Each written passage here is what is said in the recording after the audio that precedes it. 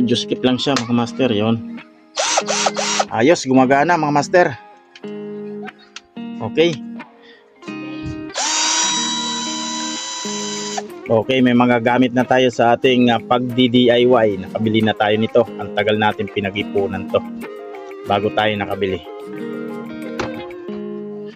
So sa sunod na upload mga master, bubuksan natin to. Titingnan naman natin to kung talagang totoong 48 volts yung battery niya. So hanggang dito na lang mga master ang video na to. Maraming salamat sa inyong solid na panonood dyan.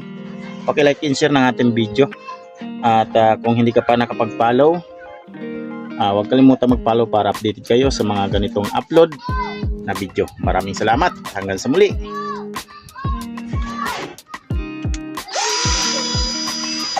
Mga ka-DIY.